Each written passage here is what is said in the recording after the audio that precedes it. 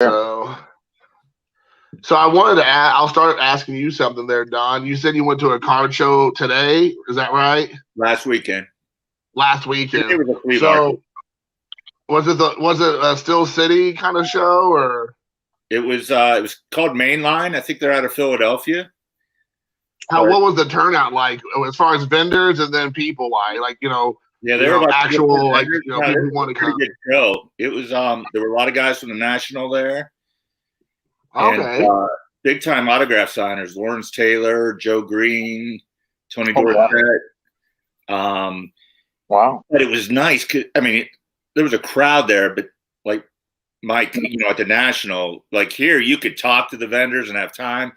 So I went Friday and Saturday. Friday, I just wanted to get first look. And then Bob Lewis and Scott Reindeer Studios were there on Saturday. So I mainly went just to hang out with those guys. I mean, I bought a few things on Saturday, but Yeah, nice. I've seen your video recap of it. Is that the vendors made a good point? She's like, it's carpeted. I'm like, I didn't even think about that because the National is cement and on your knees and stuff. It's like, oh, yeah, oh yeah. You can just lay down, and take a nap in the Pittsburgh one.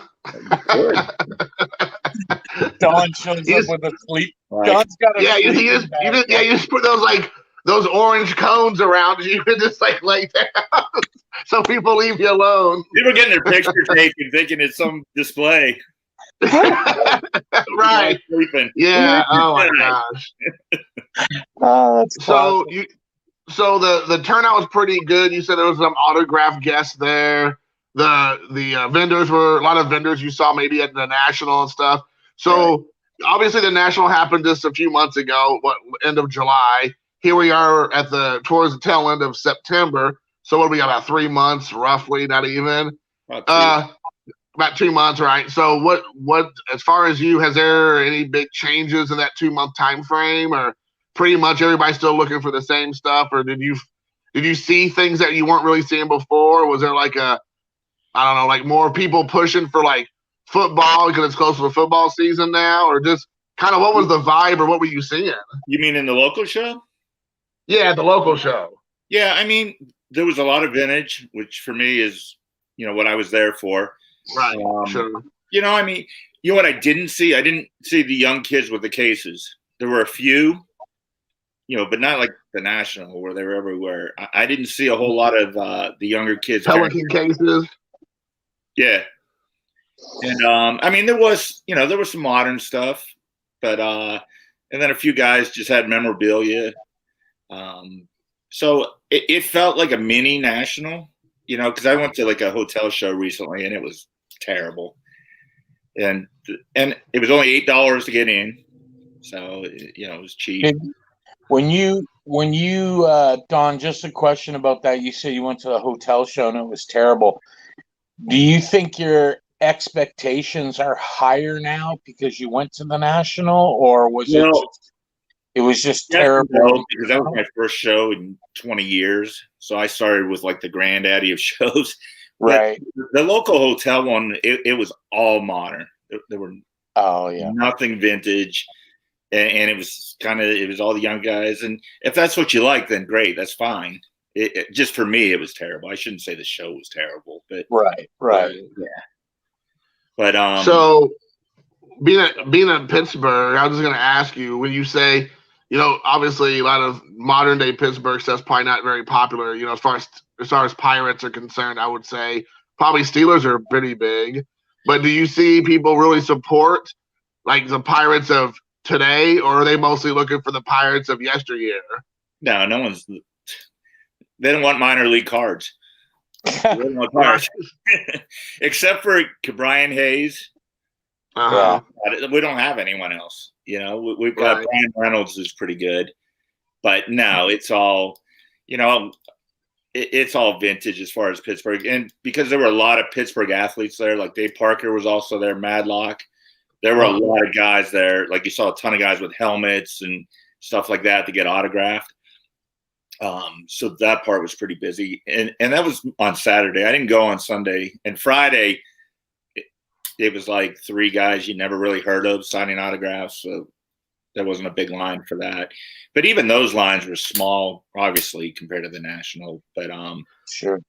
it was. Now, did you do any autographs, or you don't do that? So that No. was something you just skipped over. No, I just Okay. Scott Reindeer Studios there to get Dave Parker, so I just like watched those guys do it. And then being local, I ran into some people. Like I ran into one of my old teammates that I played basketball with, and a couple other guys. So that was kind of cool, you know. But again, you know, like just seeing these guys. Like I had talked to Bob Lewis on the phone, and you know, talked on chats and stuff, but I never met him personally. And his dad was there too. And then Scott lives about 2 hours away in Ohio, up in Akron, so he drove down. There was a funny story about him on it. He like left. I don't know if you saw my video. I know you just said you did, Mike, but he basically emailed me saying, you know, the email was Scott somebody's last name, and I didn't recognize the name. And I'm like, I don't think this guy's ever posted on any of my videos, and I definitely have never watched any of his. And I'm like, thinking I'm big shit. I'm like, hey man, if you see me there, recognize me, come on up, say hi. He's like, dude, it's Scott Reindeer Studios. I was like, oops. Don's like thinking he's a fan. He's got fans now, right? Fanboy. He's Yeah. like, Big, you know? listen. If I got time for you, you know, it'll be Lawrence Taylor, Mean Joe Green, and Don's Field of Dreams card. Right, exactly. And not necessarily in that order. Right. So I guess this is one of the first times that Bob ever had to look up to anybody else in the community, because Bob's usually the tallest guy there. Yeah, but you're taller than Bob. Yeah. So, I met Don the first time at the National. That was I think everyone says that. Yeah. Because Don's always sitting down in his videos, so you get no perception, right? Then I meet him like, sweet Moses. Like, and then you said you played basketball. Okay, it makes sense. It makes sense. I wanted to ask you, Don, when you were so I found it at the National, I found that the vintage was pretty high priced at the National, and I almost felt like it was inflated so that they could kind of, you know, work some of their fees right in, you know. Yeah. Did you find that at the Pittsburgh show they were a little more lenient, or was it pretty much the same? It's kind of the same. Was it? You know, I was still able to work some deals, and the range that I buy in, I'm not looking at 7s and above. You know, I'm looking at more nice cars that, like I bought a Yogi Berra that was a 2. Right. Yeah. You know, so I still felt, compared to what it would have cost me on eBay plus the tax, that I made out. Right.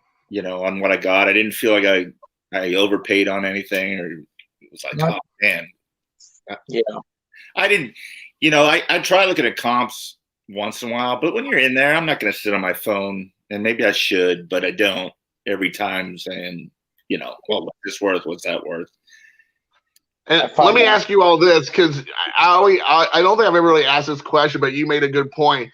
When you talk about doing comps, right? All three of us look for cards, obviously, either online or at a show, or, you know, dealing with people on Facebook or whatever, right? We all have those situations. So you talk about doing the comps, and I always think this is interesting, because sometimes you look at the comp because obviously you don't want to overpay, right? Obviously, no one wants to overpay. But do you ever, kind of like what Don was saying, do you ever just kind of go in saying, you know, even if I don't look at the comp, but like you said, Yogi Berra, right? So you just know going into it, this is what I'm willing to pay for that card. Either comp or no comp, like you're feeling like this is where I'm at on that card. If they tell me in that range of what I'm willing to pay, I mean, are you pretty much still going to go ahead and say, you know what, I'll be willing to pay that price? Or are you still going, maybe I'm screwing myself, I still want to get a comp? Or are you walking away going, if I was going to pay 150, the guy quoted at 125, I'm good. I got it. Let's go. I see what the price is, and I already know if it's kind of in my range. I mean, if it's way up there, I'm not even going to, I just say, sure, thank you, let me look at it. But like that Berra, for example, it was in 1953. It was an SGC 2. It was really nice for a 2. He had it listed for 125. He offered it for 110. I was like all day long. Even if that card comps at 80, I got a 53 bearer for what I pay $30 more maybe for it. Yeah, that's a heck of a deal. At least sounds like it. Yeah, that's how I felt. Yeah, I'm the same way. Like if I have a list going into a show or an idea of what I'm looking for, like when I went to the National, I had a few things on my list. I kind of I make some notes in my phone, and I just say, okay, this is the grade. This is what the range of what I should pay. If I notch it down 2 grades, this is where I'm at, just so I get a feel. So, because I'm not the quickest on my phone. So I know these kids today, they're like 2 thumbs. They're like, bah, bah, bah, bah, bah. There's the comp. right. And I'm like, like one finger Louie, like, hang on. How do you spell his last name again? Like, I'm just like, I'm Abercrombie. You're like, oh, shoot. Right. So I try and like preempt all of that so I have an idea. But then sometimes something will strike my fancy that I never even thought about getting. And usually what I'll do is I'll just walk away, and then by myself, I'll just go on the phone and try and figure out where I need to be if I decide to like it. But these Mike, kids today, man, they're just like bang, bang, bang, bang. Yeah. It's they're so quick. When you bought that Jim Brown card, how did you factor in notching down that it was trimmed? How far did you go down? Well, I took what percentage of left was on the card, and I took that percentage off the price and doubled it. Now I'm like, that's an inside joke. I don't even know if anyone's on here, but later, Mike bought a really nice Jim Brown card, and I was teasing him, "Oh, you bought that trim card? He bought it off of another YouTuber," and that's kind of been our running joke. Yeah. Oh my gosh! So this is something else I always find interesting to ask people, because I know it kind of happens to me. So that saying that everybody has a plan until they get punched in the face, right? Everybody has a plan of what they're going to do until they get punched in the face. So like Mike was saying, I have a plan, kind of a plan going into a show or a convention. So have you ever walked into a show or a convention or whatever, have a plan, and then something comes out of nowhere and you weren't prepared to spend any money on such and said item, but something just pops out of nowhere and you're like, you know what? I got to have that card. And then everything gets thrown off to the side, and then you focus on that card. All the time that happens to me. Like when I go to shows in Canada, and there haven't been that many since COVID, I'm usually, nothing really hits me sideways, because I'll be honest with you, 95% of the stuff up here is new, or it's hockey. I was going to say. And it could be new hockey. So, like, nothing really, like, if it's vintage, I'll know. But when I go to the National, like, I bought a Pistol Pete Maravich rookie in a PSA 7. And the only reason I bought it was because I seen one on the very first day in a 4. And I was with Andy. She blinded me with refractors, and we were walking around. And the guy I think he had a price of like $700 on it. And, Andy said, it's a good price. Like, see if you can, even if you can get $20 off or something. So I threw a line out. I said, would you take $650? And he's like, no, it's the first day. I'm going to hold. And I was like, okay. But then that was stuck in my brain. Like, I started looking for them, and I ended up buying one. And it was the furthest thing from my mind was to come home with a Maravich rookie. Right. But now that I have it, I love it. And I'm just like, I'm glad I did, So it does. You only spent $3 on it. So remember, that's the ongoing thing. It's, Exactly. Guy's selling me a 4 for $700. I bought the 7 for $3. Great deal. Exactly. Everybody's happy. Wife's happy. You're happy. Everybody's happy. So, yeah, the wife's happy. That's the most important thing, right? Yeah. So let me ask you all, as baseball winds down, football's kicking up, basketball's on the horizon. we just came out of a crazy 2021 as far as like roller coaster of prices and everything. What you've seen, over the last maybe 3 or 4 months as things supposedly have like come down some or whatnot. Do you kind of think we're kind of heading in now to something where it'll level off and we can kind of get back to quote unquote normal? Or do you think that at any given time we could be in our same situation again? I mean, you've both been to a couple of shows, you've been talking about it. So I just didn't know what you all been seeing and hearing in your neck of the woods. Go ahead, Don, if you got. I mean, I don't. When you say normal, if you're talking pre-COVID, I don't think, at least on vintage, you're ever going to get back there. Okay, right. I don't think you're going to see the really crazy prices. Like you had mentioned earlier before, I think we went live, Mike, about buying the Project 2020s and getting a couple of dollars from stuff like that. I don't see that happening again. Yeah. But I think there's a new norm, and there's a lot of us, myself included, where at a time I could buy vintage that were 6, 7, 8s that I'm no longer. I wouldn't buy anything lower than a 4 at one time, and now I'm buying a lot, 2s, 3s, 4s, and that's okay, long because I'm looking at the card too. Because I just collect. I don't do set registries, so none of that matters to me. You just want your card. Yeah. I see a bit of the hobby, not from a social aspect, but there's two sections of the hobby. There's the new flipper kids. And then there's like the old guard, the people that like the vintage. They will dabble in a little bit in the new, but I find that I think everything is reflected back to, I hate to say it, but PSA.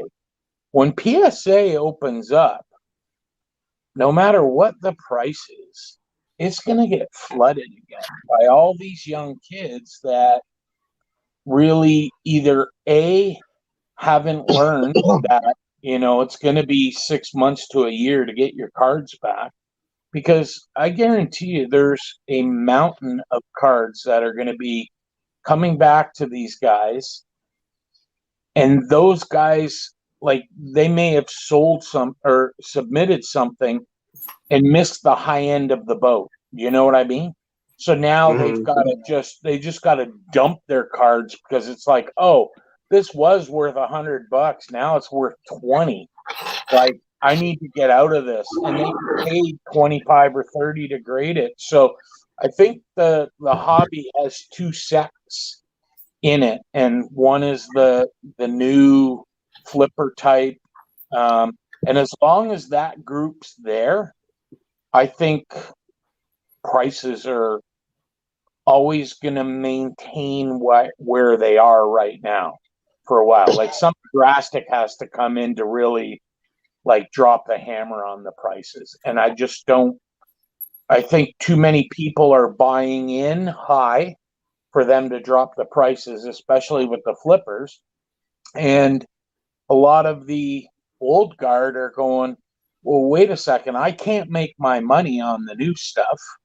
So I'm going to grab what I can on the vintage, and I'm going to reprice, and I'm going to, if I was going to give you a deal, you're going to spend $500 at my table, maybe I'd consider knocking, $100 off. Now, 50 is the most I'm going to knock off, because I want to grab every dollar I can, because the money seems to be flowing into the new stuff. And I've noticed too, I was in Walmart, 2 different Walmarts the other day, and they actually have product now. But that's jacked up too. Yeah. So it was like, geez, the price of this stuff. And, I don't collect modern, but I'll buy some of that once in a while just for fun to open it up, something. Yeah.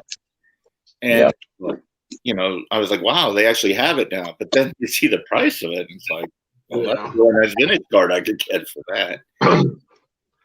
Yeah, it shocked the hell out of me about a month ago. I think I was telling somebody I went to Walmart or some local store, and they had a bunch of wax sitting on the shelves, and I was getting it for my son because he was wanting to open up some stuff and stuff like that. So in the past it was like $20 a box, no matter what, unless you get one of those mega boxes or whatever. So I picked up like 5 or 6 boxes, right? So I'm thinking, I'm at $100, $120, and I was okay with that. And I go up there and it was $220, and I was like, what? I was like almost like I was like, Martha, the big one just hit me, and I was telling you, Elizabeth. I was like, seriously. I almost passed out right at the self checkout line, and and if it wasn't because there's people behind me, I probably would have been like, you know what, I don't want to deal with this. Like, take it back. But I felt like at that point people were behind me, and I'm like, so I just went ahead and pulled the trigger and did it. But I was just like you said, I didn't even know it went up. I just assumed it was still $20 plus tax, whatever. I'm spending $120. Cool, that's fine. I know that. But when they said it was $220 something, I was like, hold on, wait, is there a gold bar in here somewhere I missed? Hang so on, I was like shocked. I won't ring in the groceries. I just want the cards. Right. Yeah. Take back all the milk and eggs. I don't need that. So we're not eating, but we got blasters. Right. There's all gonna just be some ramen and water for the rest of the week, kids. So I'm getting ready for college.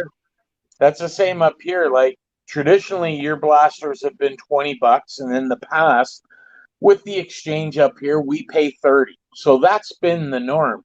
So same thing, I went to a Walmart the other day, and they actually had quite a bit there. But it was all like people were digging. The display was a mess. So I really didn't know what belonged with what. So I had to bring some stuff with me and go to one of those self scanners to get the price. And I was like, oh shit, no, I'm not paying. Oh no. That's not product now because of the price. Like my Walmart, it's all back by the cigarettes behind the counter. So you can't, it's hard to even see the price. Then I'll out where you can pick it up, and you're like trying to see the cost. And yeah. Well, and I don't know if it's like this for you, Don, and I don't know about you, for you, Mike, but here in Indiana, it used to be no matter what the product was, and like I said, unless it's a mega box or something, it didn't matter what the brand of it was, it didn't matter what the company was, it didn't matter how hot it was $20. $20 Allen Gander, $20 Topps Chrome, $20 Bowman. And then now it's like 20, 25, 35, 40. And I'm like, so they know what they're doing, and they're changing the price points accordingly. And I'm like, what? I think is it MJ Holdings that stocks it. Apparently, my understanding is that's like Walmart sells the space to them. Okay. That's what I've heard. So like Walmart gets very little. Like that's why when someone comes to stock it, it's not a Walmart employee. Right. Yeah. Someone coming in, like they buy that space, they stock it, and they pay a percentage back to Walmart, from what I understand. So these people, if it's MJ Holdings or whoever, they're going, okay, listen, Allen and Ginter, not as high valued as Prism basketball or football or Select. So we're going to jack these up, and we're going to get our piece of the pie. Just something I've heard. And I can't confirm it's true, but I've heard it in Facebook groups that's what happens, at least up here.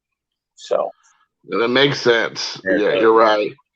So let me ask you all to switch gears a bit. So we're heading towards the end of the year.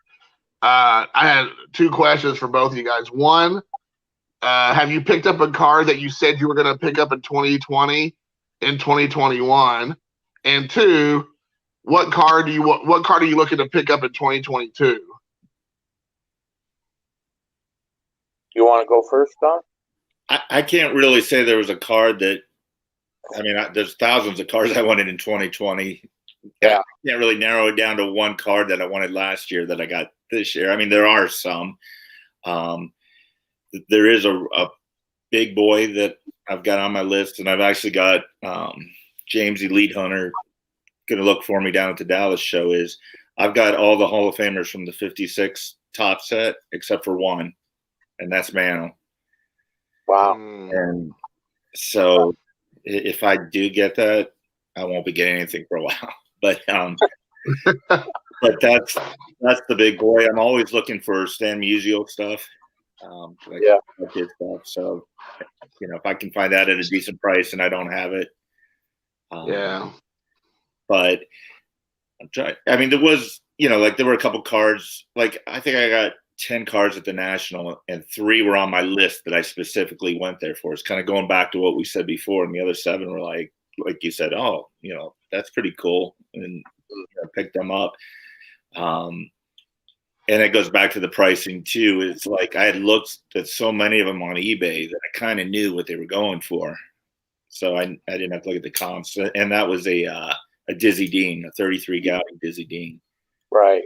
So I've concentrated a little bit on pre-war, dipped my toes in it that I hadn't in 2020. So if I had to say, this is a really long answer to your question. No. But, what I did in 2021 was the pre-war, because I had finished a lot of goals or sets that I was going for in 20. So kind of switch gears with that.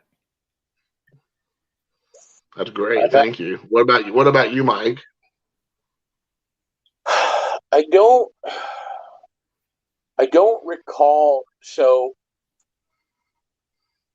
again, and I always harp on this, and I always say, because we're so hockey crazed up here, my target cards or cards on my want list are always things that I know that I can pick up at the National because I'm going to see them. Even like buying that Jim Brown off of B. Roth, there were other ones at the National that could be had. And Brian was very cool with the whole purchase as far as, listen, he said, I'm going to bring it and you can look at it and decide. That way it's in person, because sometimes the picture doesn't really do it justice. Sure. So I looked around and, I priced it out. And then when I looked at what he gave me and the price he gave me, I thought that was fair. But 2020 didn't really I didn't have anything on my list that I was like, I'm targeting this. And I think that's because when COVID hit and it just kind of blew up, all the talk seemed to be, is the National going to happen? And that's the one opportunity where I know I can go get some of those wish list cards. And because it didn't happen, I just I finished some projects, like I finished my Carl Yastrzemski run. I wanted all his Topps cards. So JT Triple Crown 24 helped me complete that because I needed a 71. He was actually at a show in Cleveland and texted me and said, I found one, but, it's an 8. And I was like, oh, like, I know that's going to cost me a lot, right? And it did for a 71, but I thought, why not? I'm just going to get it. So my list is, if I know I'm going to the National, that's when I start going, this is what I want. This is what I want. Now I'm hoping the border opens up because, quite frankly, I live literally 40 minutes from the U.S. border, but I can't drive across. And this is something I had like a major conversation with Ed Weskergriff. I'm like, they won't let me drive across the border in my own car, Heard this. But you're allowed to sit with 200 other people in a metal tube and fly, no problem. You can do that, but because that's okay. And I'm like, come on. But that Pittsburgh show, Don, is a good example. Pittsburgh's 4 hours from where I live, door to door. And that's something I easily would have got up Saturday morning at 6, got there for 10, spend the day at the show, still be home by 10 o'clock at night. I could have went for the day and hung out, and I would have done that easily. And those are the shows that I need to go to more, where it's like a Cleveland or a Pittsburgh or even Buffalo, New York, but I need that border to open because you just see so much more that you don't see in Canada. Even Cleveland wouldn't be far for you. Cleveland's the same. It's 4 hours to Cleveland Right. or 4 hours to Pittsburgh. It's Right. like when you get to Erie, Pennsylvania, I either go 79 south or keep going 90 west. And from Erie, it's the same distance to Pittsburgh or Cleveland, depending on the direction. Yeah. So one thing that I don't want to say I learned from the shows, but it's changed me a little bit is it's so nice not paying the tax on those cards and seeing how much you save. So like that mantle, for example, I really don't want to buy it off of eBay. Right. It's going to be, and then the taxes, and then not seeing it, like you said, and going back to buying that card off of Brian, like I said, I just bought one off of him and another guy. I don't know if you know Alan's cards, bought some cards off of him. Mm-hmm. It's kind of nice buying off the guys Yeah. Because they're going to be fair with you. Yeah. And there's just something about saying, like when I look at that card, I got this from Brian or I got this from Alan. I know these guys. And I don't know. It might be silly, but it's just, to me, it's kind of cool to have those. Well, I get it because it's the same thing. Like, even if, you're more friendly with them on top, obviously that makes the transaction even better. But it's like going to a show where you've dealt with the same person, you can trust them, Right. So you build that rapport. So you're going to go to, whoever John's, cards at the show because you've dealt with him, he's a good guy, opposed to dealing with somebody online with you don't know what you're going to get. So I think that makes total sense. And I mean, and I'm sure all of us in the same boat, when you go to a show or you get to go to consistently to a same show or shows in your area, you start knowing who to look for because who has what, or who's willing to deal, who's willing to work with you, maybe what they're looking for. So maybe you can do a trade, that kind of stuff. So you have those opportunities.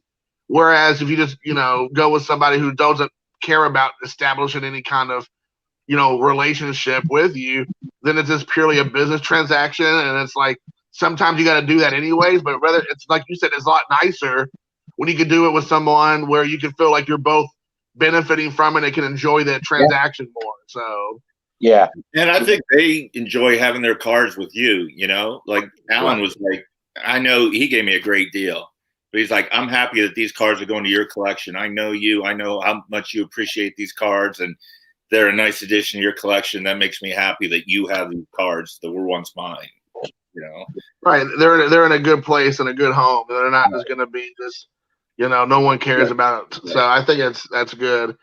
But I know that. Go ahead. I got a question for you. I got a question for you two. Are you guys, and I ask this because my focus on collecting, I'm like, I'm one of those squirrel. I'm like off here. Like I can't stay focused on one lane. Like I said, like I bought that Maravich and I'm like, that's just a cool card. And I'm like, you know what? I'm going to buy it. Right. But are you guys strictly baseball? Do you dabble into anything else than baseball? Recently, and I blame this on Scotty Tradition, because he showed me that freaking pack at the National in the case. Yeah. I was 100% baseball. I started dabbling in some Steelers Hall of Fame cards because I found football was much cheaper. And I'm a big Penn State fan, so I do collect Penn State cards of players. Nice.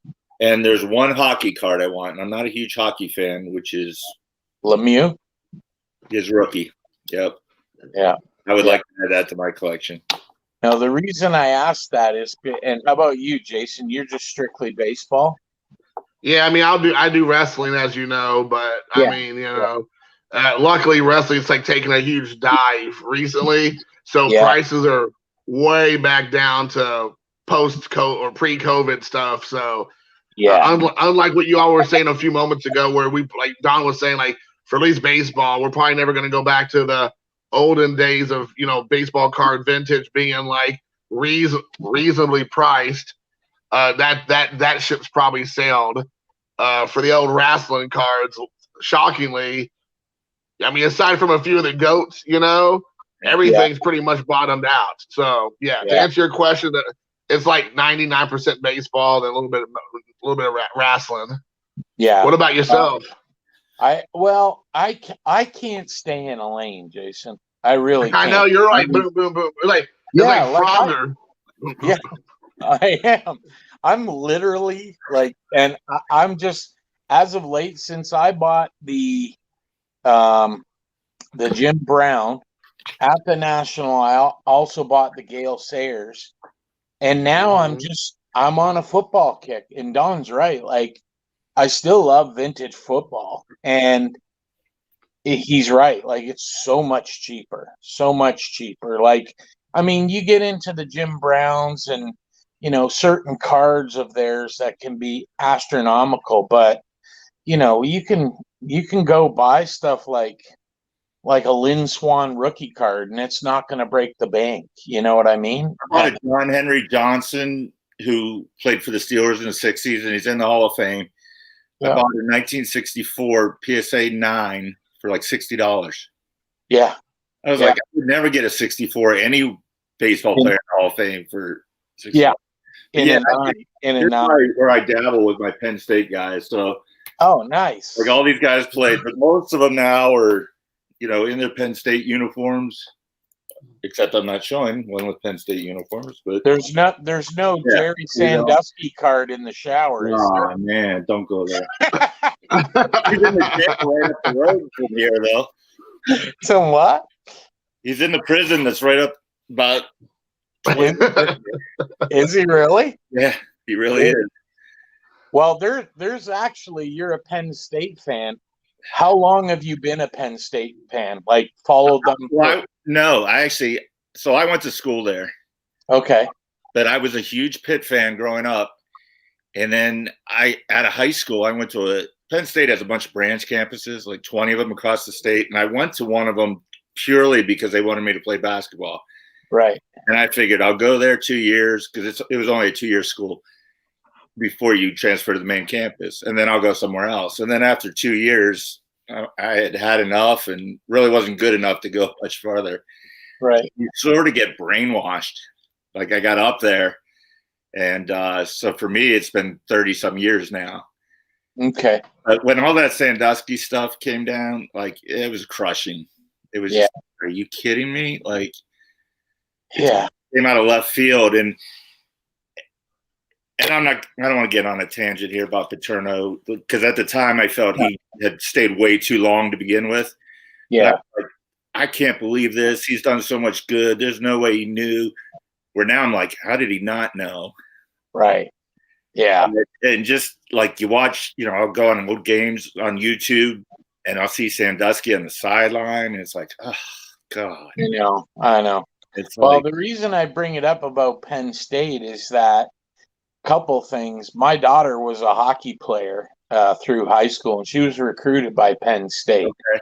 And she went down there, her and another teammate, and I was running the football team at the time, so my wife took her on the trip, and they went into the women's hockey team, like, lounge, I guess they have.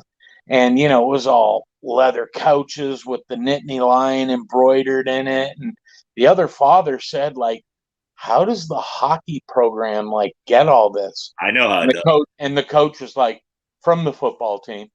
Like, that's not totally yes, but the guy that owns the Bills and the Sabres, yeah, a Penn State alumnus. Oh, really? Ted, what's his name? Ted Gola, I think. Gugliano or something. Yeah, whatever. But the arena is named after him. He donated a boatload of money to the hockey program down there. Oh, I didn't know that. There used to be, when I was there, it was just club hockey, and that was Division I, the Big Ten. So, yeah, football pays for a ton of stuff there, but that guy put a ton of money into it. The hockey program. Yeah. And the other thing I was going to tell you, I don't know if you remember many of the football players, like around 1984-85. Yeah, Penn State was playing Vinny Testaverde and the Miami Hurricanes in the Fiesta Bowl, the national championship. I don't know if you remember. That was 82. No, it was after 82. Oh, then 86 was their other national championship. Okay, it was 86 then. Okay. And Shane Conlon was their big linebacker. Yeah. So the Hurricanes were making their okay, this is our last drive. And it was intercepted by a linebacker named Peter Giftopoulos. Yep. And he's from Hamilton. He's from really? where I live. Yeah. That's and they wrote about him in Sports Illustrated on the article, and they said, "You didn't keep the football. How come?" He said, "Because they charge you $75 US, and that's like 130 Canadian." And he's like, "I'm a student. I didn't have any money, so I just gave them the ball back." I can't think. We have a linebacker now from Canada. I can't think of his name. Oh, really? Yeah. Because on his helmet, they all have the American flag, as does he, but he also has the Canadian flag on his helmet, too. Oh, is that right? Yeah. I wonder who it is. I'd have to look it up. I'm drawing a blank on his name at the moment. Yeah, there was a kid in our league that, like in the league I run, that played for the Ottawa team. And some of these guys use it as a stepping stone. They'll play they'll forego their senior year of high school, play in our league because it's better competition, and then they'll try and go south or to university. And there was a kid named Alex Matea, an offensive lineman, who played for Penn State, and he went down there too. So I'll have to look that up. There's a few talented Canadians that come out of here that go down south, like Chase Claypool's Canadian. Chase Claypool. Yeah. And there's another kid from the Toronto area that was the first pick of the Chargers. I forget his name. He went. I think his name's Josh Palmer. No, not Josh Palmer. Anyways, he's from Tennessee. But he went to Tennessee. But yeah, we get our. We actually have two. Theo Johnson, who's a tight end. From Jonathan where? Sutherland, a safety. Oh yeah. And then a kid named Lucada. Lucada was the linebacker I was thinking of. Where are they? Does it say where they're from? Let's see. Canadian players, blah, blah, blah. The one kid actually left Canada to play high school in Virginia. Yeah, a lot of them do. They go to prep schools. Right. No, it's not saying what part of Canada. Gotcha. One's from Ottawa. Ottawa? Yep. Yeah, there's a good connection with Penn State in the Ottawa area. Right. And then, yeah, that's the only one that says where he's from. Right on. Good. Good to know we got that Canadian connection down there. Right. Well, I think it's interesting because, you don't think about it because I don't even think about football players coming from Canada because I just think of hockey. I just think of hockey, and then like football players are. I mean, because it's really just an American sport if you think about it. Like very few other countries have American football, and even if they do, a lot of them are not built the same way as Americans are. So even if you do have like football clubs in other countries, like when I lived in Asia, they had football clubs, but those guys, they're great athletes, but they would get killed, most of them, if they came over here and played, just because they're giving up so much size. Right. And, so you just kind of think in the back of your head, like, well, of course, Canada is a little bit of a different story, of course. But a lot of times you're thinking most of these other players from other school or other countries, it doesn't translate like maybe baseball does or basketball does, where, you can play with maybe competition that's not as superior to American competition, but you can come over here and still make it big, But with football, I feel like that's a mountain that's probably kind of hard to climb. It definitely is. I mean, we kind of have this when we talk to kids when we're recruiting out of high school. We always talk to their head coach and we say, "Listen, can you identify some of the players that could play at our level that aren't going to university?" And they'll tell us straight out, "Yeah, this guy's not going to university. He wants to, but he's about as sharp as a marble, so he's not going." Then we got these other kids that are going to tell you that they're a 3.0 or 3.5 grade point, they're lucky if they're 2-point. Like, they're too embarrassed to tell you. So we always identify which kids, and there's a lot of kids that we speak to that they're like, oh, I'm trying to go to school in the States, get a D1 scholarship. And I always ask them the question. I'm like, okay, you're a linebacker and you're 6'2" and you're 215 and you got a good wingspan and all of that. But what sets you apart from the 10,000 linebackers that are lined up for positions in the U.S.? Like, why are they going to come north of the border for you when they've got a bevy of them in their own backyard? Like, you really have to set yourself apart in what you do, something special. And a lot of kids today, they just, they have illusions of grandeur, like, oh, I'm going to do this. Oh, I'm going to do this. And then reality comes and smacks them in the ass and says, like, get your head on straight. Like, you're gonna have a good time playing the sport you love, but you're not gonna be going, D1, or you're not going to Penn State, or you're not going to UCLA or anything like that. So just enjoy what you have right now and just move on, Mike, you were telling me at the national, was it Western Kentucky where you played? I did, yeah. Yeah, in the mid-80s. How did you end up there from Canada? How did they?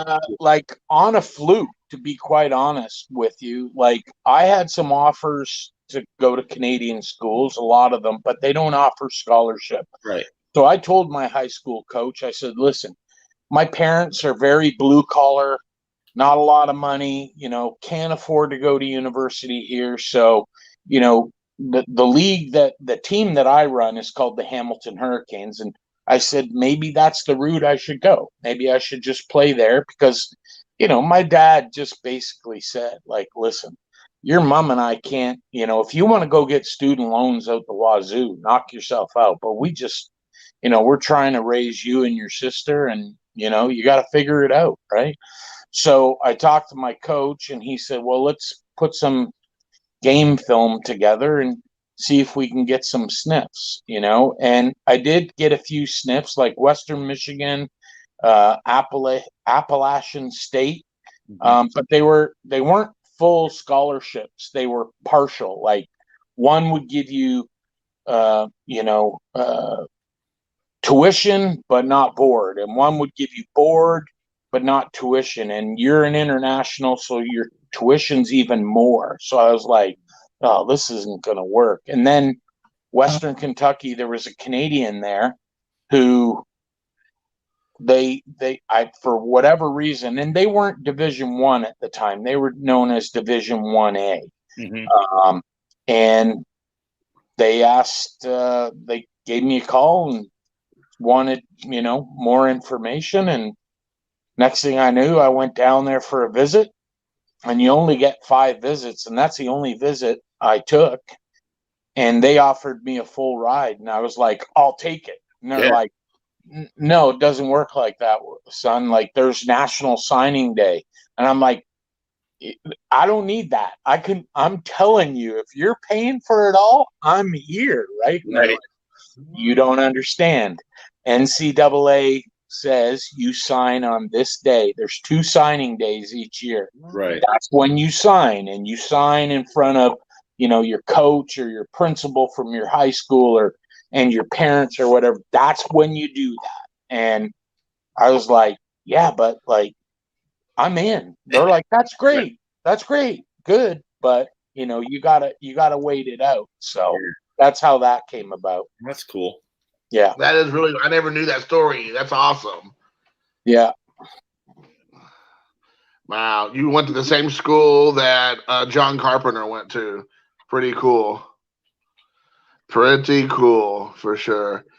So, are you all excited at all with the playoffs coming up with baseball?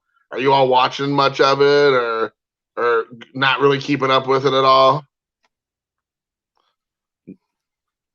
Not with my team. No.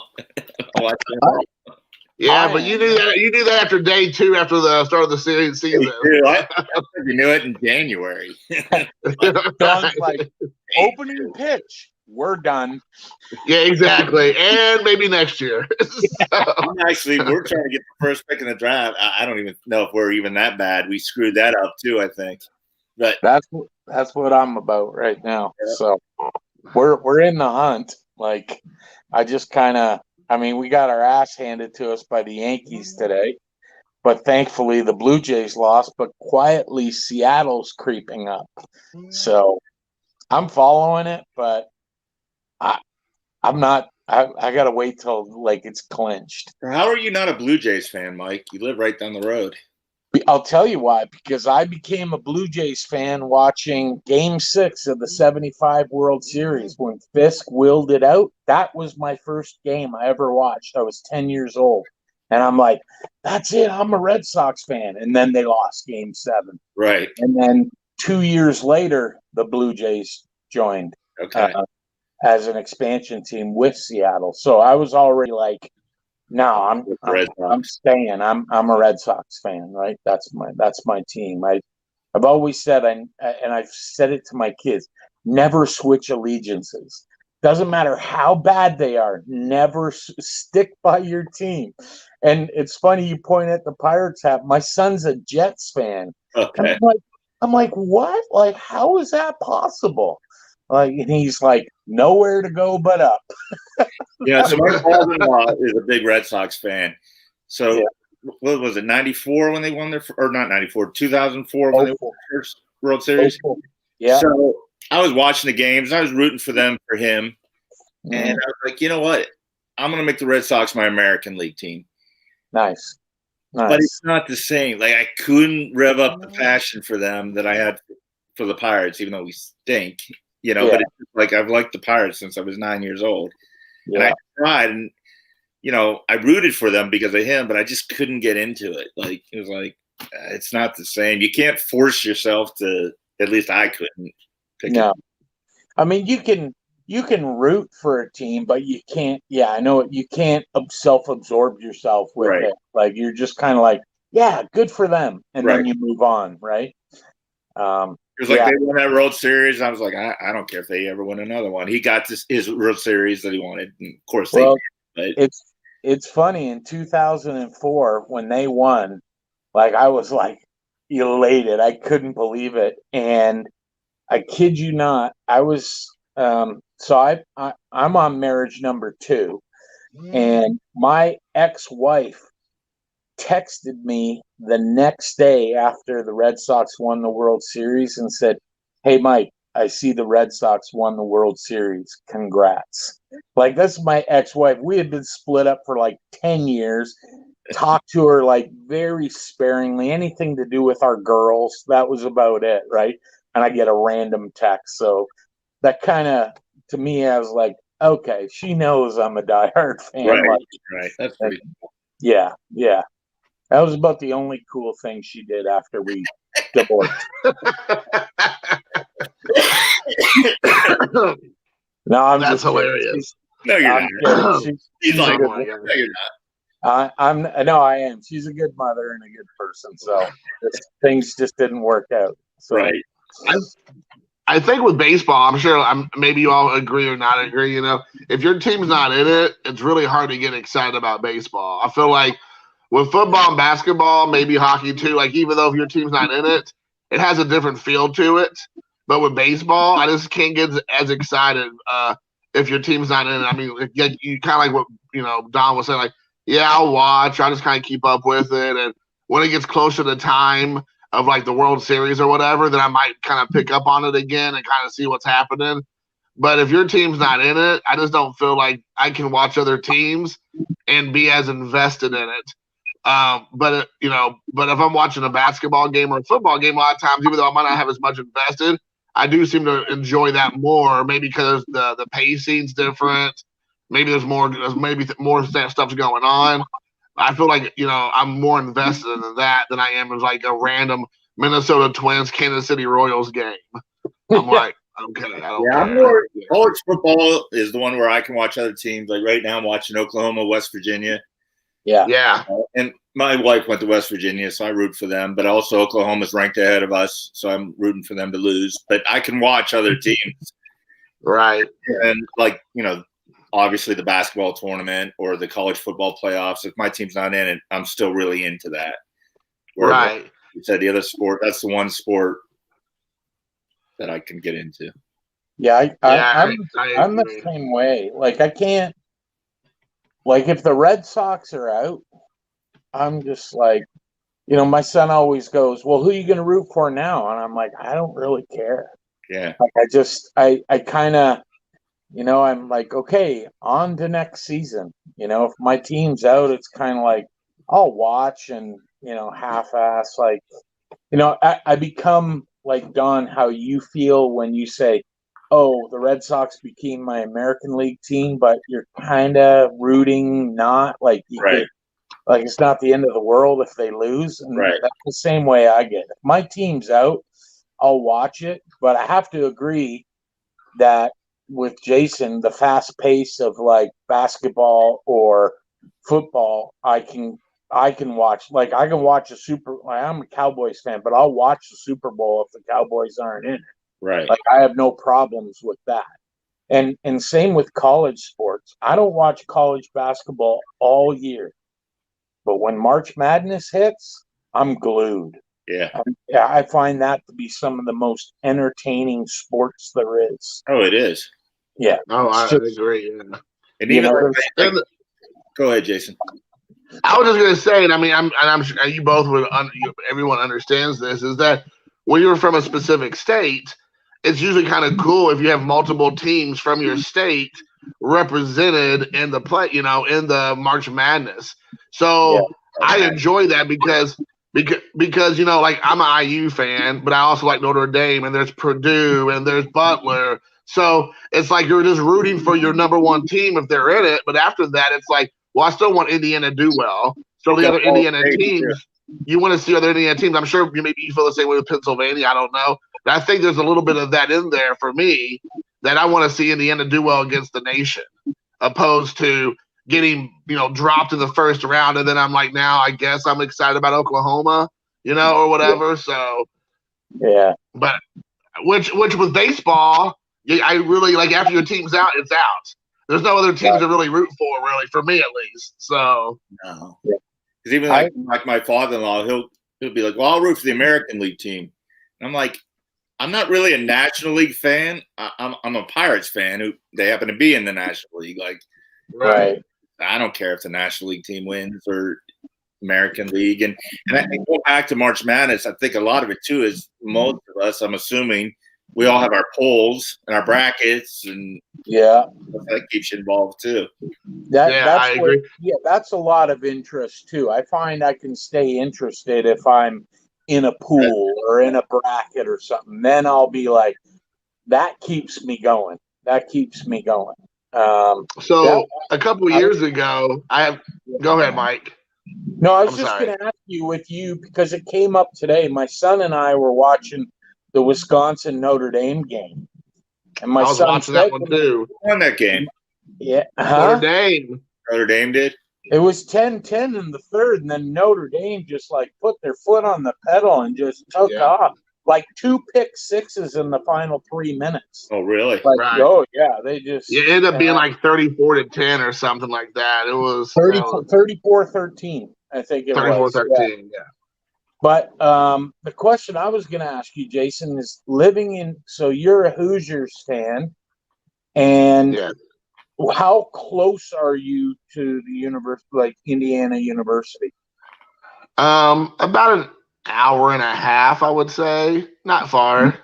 And then how far are you from South Bend? About 2.5 hours. Okay. So, because I'm like right in the middle of the state, and then South Bend's up as far as I'm really far north, and then IU is like south part of the state. So where I live now, I'm right in the middle, literally in the middle. So you're opposite directions from either campus, basically. Yes, sir. So, okay. So, and then this'll go back to Don. So, how did you become an IU fan over Notre Dame? Because are you a fan of every sport for IU? You know what I mean? Like, are you a basketball and football fan, or is it the basketball team with Bobby Knight that drew you in? Do you know what I'm saying? Oh yeah, for sure. And like in my family, and you'll find this a lot in Indiana. Actually, that's not really unique to my family per se, but my family on my dad's side is all Irish Catholics. So Notre Dame was like the only team that would be recognized in the family, or else you get like excommunicated if you didn't. So you know, like I mean, we're talking about like arguments would go down during Thanksgiving and Christmas with family members because where I lived in Southern Indiana, there was more Kentucky and Louisville fans than there were like Notre Dame and Indiana fans. It was crazy. So there'd be like almost like verbal assaults in my family with that stuff. But that's another story. But so in my family, you grew up as Notre Dame football fans and IU basketball fans. Okay. So that was just kind of the way it was because Notre Dame football was a tradition that all three of us acknowledge and know that's huge across the United States. But IU basketball, compared to Notre Dame basketball, was more prestigious and it was way more legendary. So it was kind of like you split your allegiances, but only when it came to football and basketball. Rest of the time it was kind of like whatever, you know, you could just kind of like whatever sport, we didn't really care. But in Indiana, it's basketball and football. That's the only two sports that people really care about at the end of the day. And is it more basketball? Like it's the Hoosier State? Like is it really? I would say so. I mean, the thing is, I don't know how it is in Pennsylvania because really Pennsylvania, Indiana is not. I feel like there's a lot of similarities with like the way people are, and the upbringings are very similar in my views of what I've seen and heard. But like in Indiana, like you're born with a basketball in your hand. They always say like dads are out there with their kids shooting basketball from the time their kids like starts walking. It's like a huge thing, and you can go through any parts of Indiana, and there are basketball courts on the sides of or like goals on the sides of barns, out in the middle of fields, in the inner cities. I mean, they're just everywhere. I mean, it's like literally people be playing basketball on the gravel. They don't care, and it's a huge thing. And so I would say basketball is probably more popular, but we're talking about football is like right here, and basketball is probably like right there. It's not like, I mean, maybe like 40 years ago, it was like huge difference, but I feel like football is pretty much like at the same level now. You know, but when you think of high school basketball, you think of Washington, D.C., New York City, Kentucky, Indiana, and then West LA. But Indiana, like, that's basketball, at least in my opinion. Like in Western Pennsylvania, basketball is not a big thing. Like, that's why we've never supported a pro team. Football is big in Pennsylvania. Big. You drive to the field, like if Little League baseball, Little League basketball, parents come to the games, but you never see them at practices. You drive by Little League football practice, the mom are all in their chairs, sit there just for practice. Yeah, that's true. 6 years true. old. Yeah, I'm like, that's nuts. But it's huge. Philadelphia is a different beast. Basketball's big out there, but really are so different. So then, Don, how does that work with you? Like, you're a Penn State fan, but where's that in retrospect to where you live versus Pitt, say? Well, because Penn State is so big and our alumni, there are quite a few Penn Staters in Pittsburgh, all over the state, actually. Right. And even surrounding areas like D.C. and Maryland. And Pitt does not get supported well. If you go to their games, it's empty. And their problem is they play in the Steelers Stadium, so they don't have an on-campus stadium. They're competing against the Steelers because a lot of people are like, what? If Pitt plays at home on Saturday and the Steelers are at home, where am I spending my money? I'm going to the Steeler game. It's typically where they're going. Right. Where Penn State is in the middle of the state, there's nothing else there, besides the university for the most part.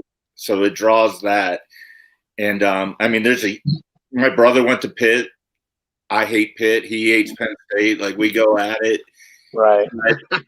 we quit playing for so long, and now Right. we keep playing, and it's like that's a rivalry that should be played all the time. It's like Michigan, Ohio State, or Right. Alabama, Auburn, any of those games.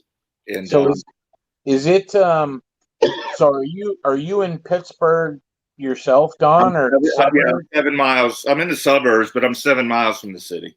Okay, so then how far of a drive to the Penn State like 3 hours. football? Oh, it's that far? 3 hours? Wow. A little Okay. under, maybe 240, but somewhere in there. But call it 3 and you're good. Yeah. Right. Wow. Wow. I didn't realize it was that far away. Yeah, it's right in the middle of the state, and we're far west. But Gotcha. it's easy to get there, but it's it's about 3 hours. Nice. Nice. That's one thing that, my son, even my daughter, have always said, like, we got to go to a college football game in the States. Like, they want to experience, like, seeing, like my son was like watching the game today at Wisconsin, and they do that jump around, like, Right. it's just crazy. Like, Did you see the whiteout that Penn State had against Auburn? Yeah, watch that game. And even my brother, the one that's a Pitt fan, he's gone up there with me to the games. He's like, I got to admit, he's like, this atmosphere is so much better than what we have. And Yeah, like it's just like the support for college, for the support that Americans give athletics is just unbelievable. Like, the term Friday Night Lights is coined from, Texas high school football, or at least that's what we think up here. And, people try and pull it off with their high schools up here, and, they'll be lucky if they get 1,000, 1,500, because it's a special night, whatever it is. But like high school football in the States is just like, I've watched those shows on Netflix, like QB1, and these guys like that Spencer Rattler that goes to Oklahoma, the quarterback. He went to I forget the name of the high school in Las Vegas, Bishop Gorman, I think it's called. And I mean, they've got this stadium that's like, what? oh yeah, This is a high school stadium? those stadiums in Texas are crazy. Yeah, it's just like I don't understand. I mean, I understand. I just, it's more of a jealous thing. It's like I run a football team up here, and if we get like, 1,000 people to watch the game, we're like, hey, it's a good day. But if it's on local TV and it's pouring rain, there'll be 50 butts in the stands, and it's only because They're related.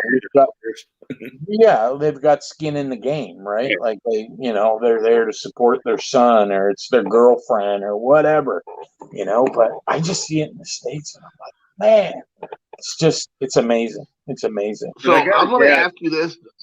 Go ahead, Don. I got to guess it's reversed for hockey for you guys up there.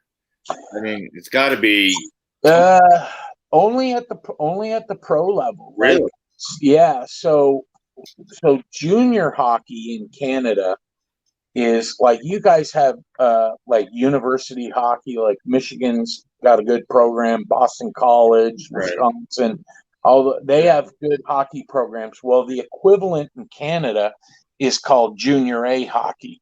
So we have teams like, like the Peterborough Petes, and, Gretzky played for Sault Ste. Marie, and different Junior A clubs. So, but those are well attended if it's in a smaller city where there's nothing else going on.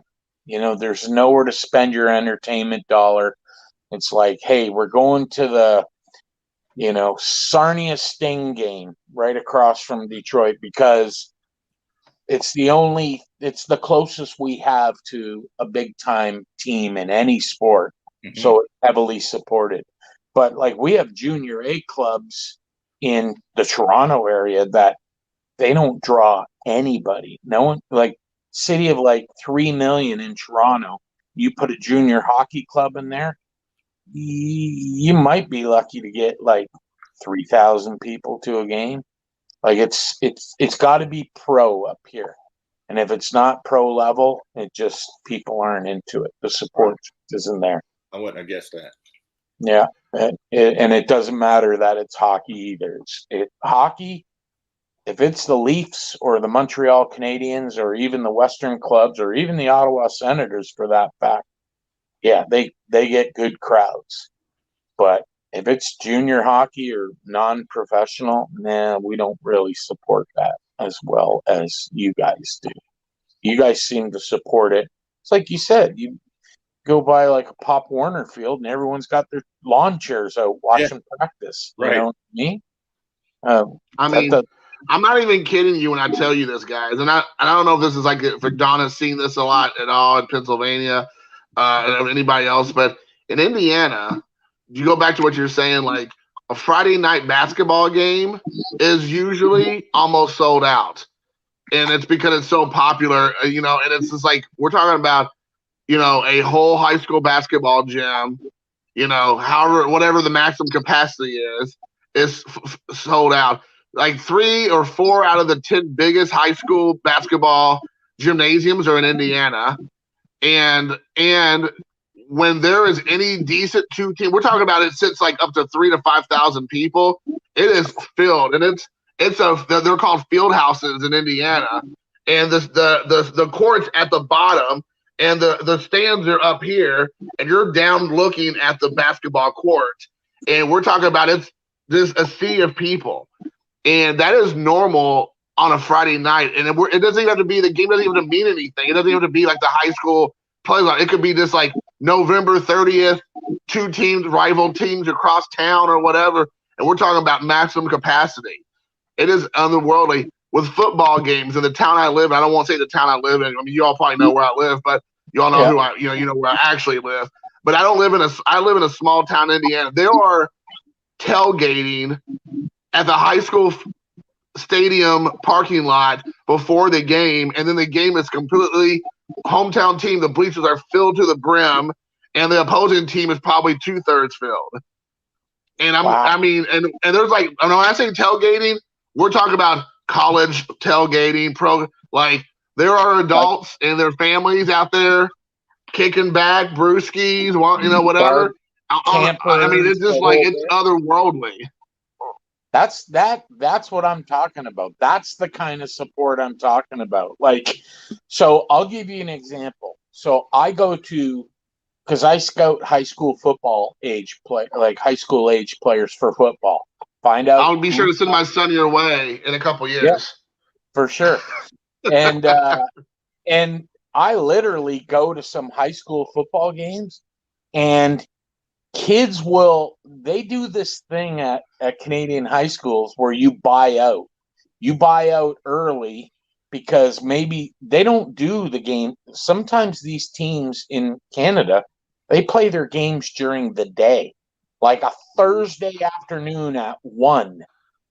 And what they do is, here's their thought train, because they don't get a lot of attendance. So they go, we'll allow the students to buy out, and the buyout, like, you can opt out of school early, right? Like, you can pay $5 and then you can opt out of going to school the rest of the afternoon. The premise being that you'll go to the game.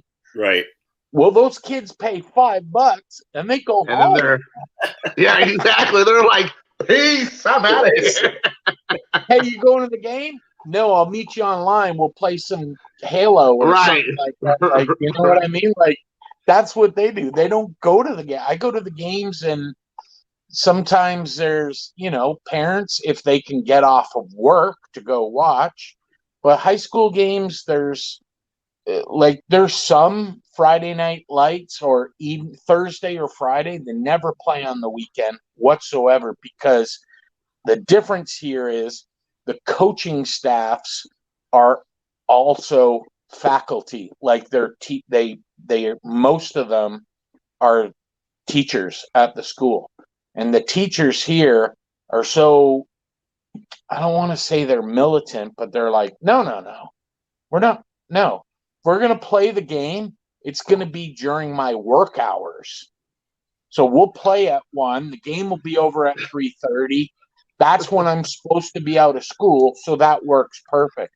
And then there's other schools that go, no, we'll play Friday night and do a Friday Night Lights game. And those teachers are like, yeah, let's do it. Let's create some hype. Well, you know which ones are most attended. It's the Friday night games because the kids look at it and go, hey, we'll go to the football game, and then there's a bunch of parties after, and we'll go to the parties, and that's what they do. But these other schools at 1 o'clock on a Thursday afternoon. That's funny because a lot of our coaches are teachers as well, but they're into it. Even like our ex-coach at our high school still teaches at our high school, but he's an assistant coach at the neighboring high school now because he got fired from our high school. And yeah, that's bizarre. And in Indiana, and again in Indiana, I think every state has some different rules and regulations. But kind of to piggyback what you said, like I would say probably over half, maybe closer to 75%, there are teachers that are also coaches. Right. But at least in my experience, especially with my son playing middle school sports, and I know a lot of my friends, their kids are in high school. Sometimes those coaches are not necessarily teachers. They are coaches because they have proven track records and other, and you know, like a travel ball or a travel teams, and so they give them a contract to be a football coach or a basketball coach or a baseball coach, and then they might not necessarily be teachers in the classroom. But I always think those are at the highest levels, like the varsity baseball, the varsity football, the varsity basketball. But like everything else almost is like teacher led, you know, things. Right. So now that's the other thing. What I guess maybe locally you guys would be able to answer it, but like I can tell you 99.9% assurance head coaches of high school football teams in Canada do not receive a dime. They're volunteers. Our coaches get paid, but it's minimal. I mean, they really are doing it. They're doing it for the love of coaching. You know, they're not going to make a living off of coaching these guys. They may get like $2 or $3 grand a year. Right. Right. Maybe it's more now. Kind of like a stipend or honorarium for your time. Thank you. Okay. But what I do know in Indiana, and again, you know, this is my limited knowledge of that world, is that like if they're at public schools, it goes back to what Don was saying. But if they take a public school program and they really maximize it and they really become like a force to be with on the field or on the court, then a private school or a Christian school or whatever, they will pick them up and pay them privately actual huge salary. So I know a lot of times that'll happen. Like a livable salary? They get paid like a teacher, except it's just for that sport. So they're getting paid $30,000, $40,000 or $50,000 a year, and that's their job, is to coach those kids to do whatever. And when the season's over, they just like, okay, I'm done. Yeah. Yeah. Maybe make sure they're working out in the off season and stuff like that, but like you're not going to practice anymore. You're not. Wow, that blows me away. That just doesn't. Now happen. I know some of them, and again, I don't know, like, you know, the experience for everybody, like their job is for that 3 or 4 months, of course, like leading up to it, then the actual season, and then whatever is at the end of the season, right? And then they have certain things throughout the year, like, you know, workouts and conditioning and all that kind of stuff. But a lot of what they do is they go back into their travel ball stuff. They like coach travel ball leagues throughout the year, even for more money, because they have 4, 5, 6 months off. So a lot of them are like instructors or other like, you know, they're coaches or instructors for like, you know, like baseball academies or basketball academies and stuff. So you see that a lot as well. Or maybe they might run like a football skills clinic in the off season or something. Right. Younger kids. Yeah, I see. Exactly. Interesting. I love it. That's the one difference here is that now when you talk about rep sports, rep hockey in Canada, those coaches get paid. Those ones Really? yeah, those guys. So if you're coaching, so usually the way it works is if you run a top-notch program, and hockey is like, hockey parents, we say up here, are lunatics. And I was a hockey parent, and I thought I was even keel. My wife, yeah, she was a lunatic hockey mom. Like, and we were the parents of two goalies. Like, my son played net, and so did my daughter. So that's already like a very stressful situation, because Right. they're always looked upon like, oh, he let that goal in. It's like, yeah, your kid was on defense every time and tripped over the blue line and let that breakaway happen. You can't really go with that. But I mean, parents up here will sit in meetings with the new coach, and he'll say, okay, this is how much each family. Oh, we lost Jason. Yeah, he froze. up, so I think Yeah, he'll got pop tired of up. hearing about hockey. They basically will say, here's the budget. Yeah. Congratulations, your kid has made the team. This is when we're gonna have the team meeting. Parents only, bring your checkbook. Right. That's what they tell you. And then you show up and they say, here's the breakdown. This is my salary. This is how much the assistants get paid. This is what we need for bus travel. This is what we need for tournament fees, for ice time, blah, blah, blah, blah, blah. Here's the bottom. Here's the number that we need to make. Here's how many people. Cut me a check for your share. That's it. Done. And the parents go, okay. They There just you write go. the check, because Right. hockey parents here think, and this is no word of a lie, they think everyone thinks their kid's going to the NHL. Of course. Of course. Every single one. They're delusional up here. Yeah, I know down here. I mean, none of my kids played hockey, thankfully. I say that because I didn't want to get up at 3 a.m. because we didn't have enough rinks to go to, and all Right. the equipment you have to pay for. And I see them traveling to Detroit and Toronto and all over the place on weekends. Yeah. But from what I've heard, it's the same with these parents. Like, they're just insane. They're crazy. They're absolute. Like, I run that junior football program, and I was scouting a high school game, and I had a parent come up to me and say, yeah, my son's on like the junior team, like the JV team, the junior varsity team. He'll be playing next year. He's only like 15, and blah blah blah. Like, what's a good age for me to get an agent? And I just looked at him. I'm like, an agent? He's like, yeah. I go, like, you mean like a player agent? He's like, yeah. I go, like, why don't you just let the kid have fun? Let him play. Oh no, he's going pro for sure. And I guarantee you, he's going. I'm like, Wow. you're gonna burn this kid out by the time he hits being a senior. Yep. Like, it's not about you, it's about him. Like, let him play other sports. Let them develop their athletic abilities elsewhere. Let them be a kid. Don't. My son's one year, his coach said to us, one of the kids on the team, he's one of the top 36 graders in the whole country. We're looking like sixth grader.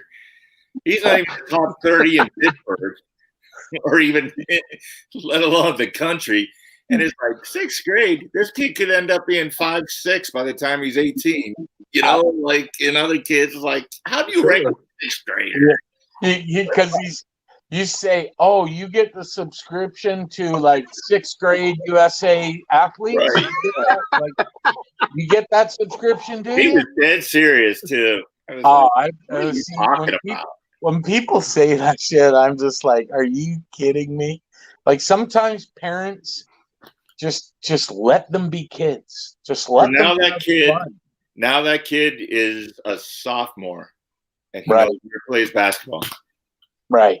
Yeah. So, And so much for the top 30 player in the country who couldn't make the JV team now. yeah, I know. Right. It's a shame. Like parents do put a lot of pressure Yeah. on the kids, and it's like you just gotta, my kids when they were growing up, they would be like, "Oh, I want to try lacrosse." My son said this. I want to try lacrosse. I'm like, "Are you mad? Like, I'll sign you up, but you're not going to make it in lacrosse." He's like, "Why?" I'm like, "You're kind of out of shape. You're a goalie. Yeah. You're a goalie, so your conditioning on the ice is poor because you don't need to skate a lot. Right. But now you want to play lacrosse and indoor lacrosse. You want to run up and down, and what they would do is they would play at a hockey rink that they took the ice out of. So it was Okay. just a concrete floor, and those rinks become like ovens. So it's like 110 degrees, and they run up and down the court 3 times, and they are red faced. And he played it 1 year. He's like, "I'm never doing that again." I'm like, "I know. What do you?" That's like, so my son is 15. He's as tall as me. Yeah. He's 6'5", can handle the ball, can shoot. He's like, "I'm done. I'm not playing more." And it's killing me, but I'm like, if he doesn't have the passion, I'm not going to force him. Like, I don't see him outside shooting every day like he used to. And he's just like, it's like, "I don't like the varsity coach." I'm like, "Oh, it's not about the coach. You're never going to like your coach." But then No. it's like, well, Yeah. if you want to do it, you're not going to succeed at it. So I've dropped it. But Yeah. internally, I'm like, oh, man. I just wanted him to play through high school. I had no dreams of him going to college Yeah. but it was like just to be involved and have teammates and interact and learn how to work. Yeah. It builds camaraderie with your teammates, and teaches you teamwork and stuff. It's hard though. It's hard, like when they do that. My son was the same way. He said to me, "I don't want to play rep hockey anymore." And I said, "Why?" And he said, "It's too much.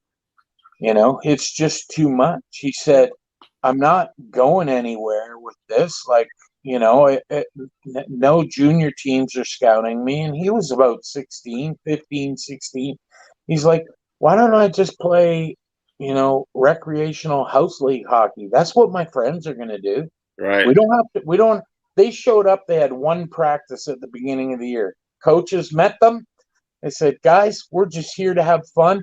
We're opening the bench door for you guys. We'll tell you when to go on and off.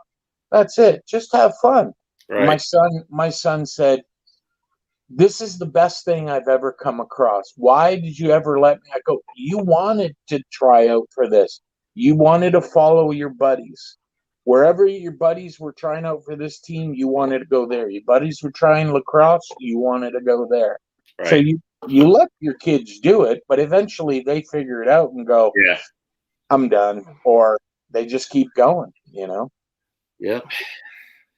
It's definitely tough though. Your kids, like, you want your kids to, I always think to myself, like, I want my kids to do better than I did. I want more opportunities for them. I want to give them more, right? And then sometimes when they're not so open to go, "Yeah, okay," you're kind of like, "What do you mean no?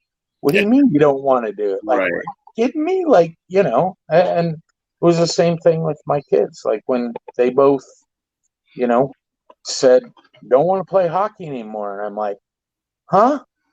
Yeah, we're done." I was just like, I looked at my wife and she's like, "Their decision." I'm like, "Yeah, okay." Well, Yeah, I mean, if you force it, they're gonna hate it. They're gonna resent you later. Yeah, they'll resent the sport, and they'll Yep. resent you for Right. pushing them into it, right? So it's tough. It's tough.